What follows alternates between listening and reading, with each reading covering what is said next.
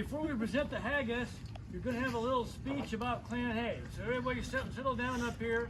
Haggis ceremony will be performed right here. There's some chairs down here for anyone old. I'll go.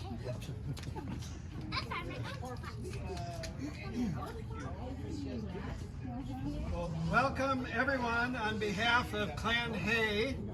And in case you didn't hear, we have a war cry, and that war cry is A hay, a hay, a hay. So that's, and if you come to the games next weekend in Vista, you will hear that war cry, hopefully with a good number of hays on the field yelling it out. So what is hay? What is Clan Hay? The name of Hay actually was originally De La Haye. It was French of Norman origin and came over with the Normans when they came over to the British Isles. But the history of Clan Hay actually predates the Normans and predates the name of Hay. And you may have seen this is not, now everybody thinks this is Clan Hay. In reality, this is the shield that belongs to our chief, and only to our chief, Sir Merlin Serald Victor Gilbert Hay of Errol, Earl of Errol, Lord Hay and Slains, Lord High Constable of Scotland. So what does all that mean? Well, it means that when I last saw him in Chicago and we were standing next to this, and I said, Merlin, it's awfully nice of you to let us use this. And he said, oh, that's all right. He said, yeah, you can use it. But technically, this is our chief's private personal arms that he inherited as the chief of Clan Hay, along with the title Earl of Errol and Lord High Constable of Scotland. And these three shields are called blood shields. Why do you suppose they're called blood shields? And whose blood do you suppose is on the shields?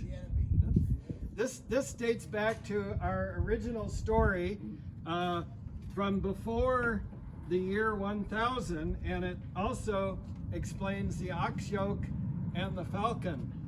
And I guess we don't have a falcon to show you, but anyway, you might ask, well, what are these symbols of Clan Hay?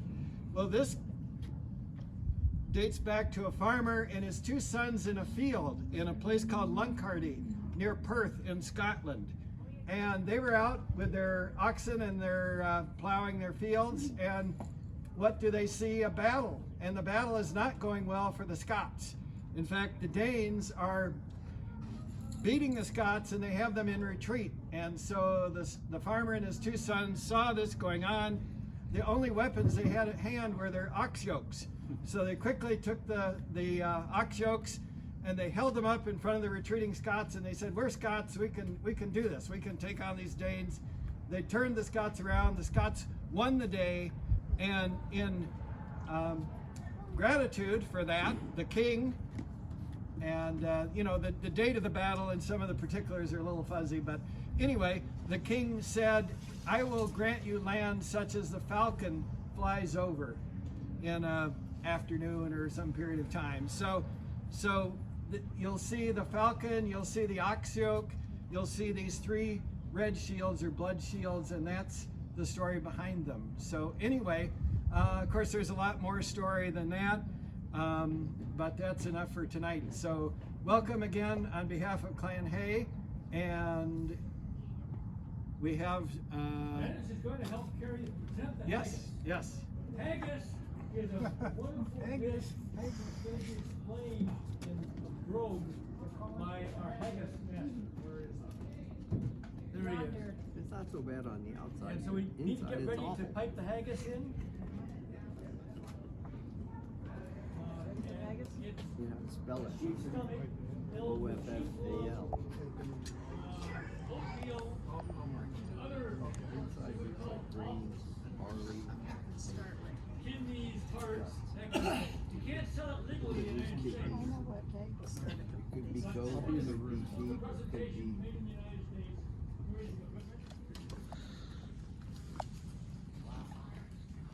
I like their place.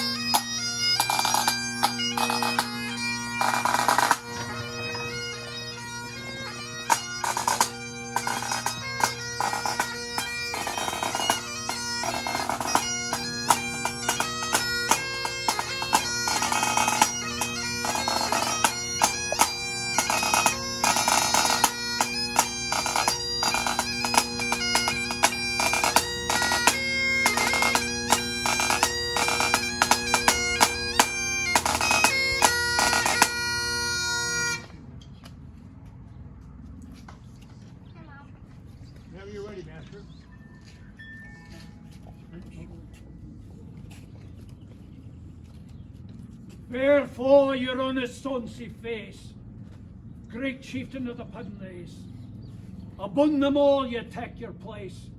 Pinch, tripe of Therum, weel are you worthy of a grace, as long as my heir. The groaning trencher there you fill, your Haggis, like a distant hill. Your pin would help to mend the mill in time of need, while through your pores the dews distill like amber bead. His knife, see rustic labour dight, and cut you up with ready sleight. Trenching your gushing entrails bright like ony ditch. Then oh, what a glorious sight. What did you do? Warm reeking. Rich. Then horn for horn they stretch and strive. Deal take the hindmost on they drive through all their well-swalled kites belie they're bent like drums. An old good man, most like to reeve, be thanked homes. Is there that o'er his French ragout, or olio that would stow a sou, a fricasseed maker's pew, with perfect scunner, looks down with sneering scornful view on sick a dinner. Poor devil, see him o'er his trash, as feckless as a withered rash, his spindle shank, a good whiplash, his neva knit, through bloody flood or field to dash. Oh, how unfit. But mark the rustic, Haggis fed. The trembling earth resounds his tread. Clapping his wally neva blade, he'll make it whistle. In arms and legs and heads'll sned, like tops of thistle. Ye powers what make mankind care, and dish them out the bill of fare. Old Scotland wants na skinking wear the chops and luggies. But if you wish a grateful prayer, gira haggis.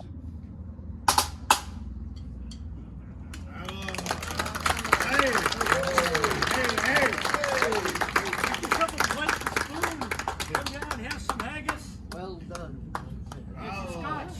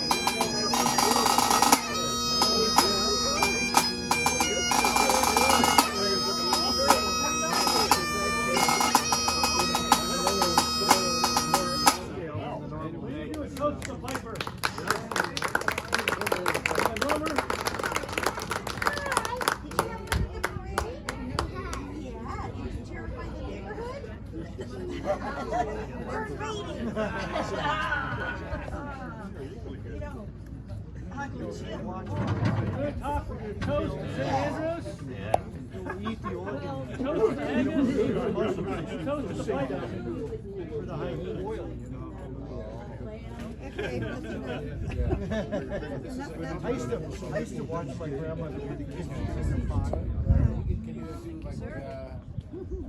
Haggis on a nutshell?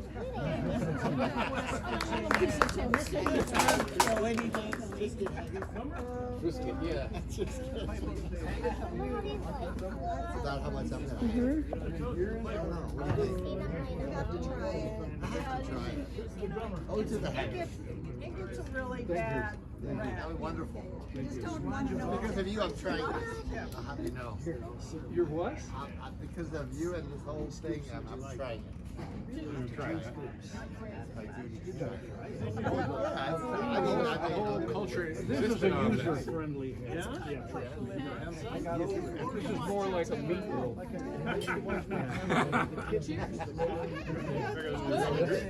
The real hair tastes like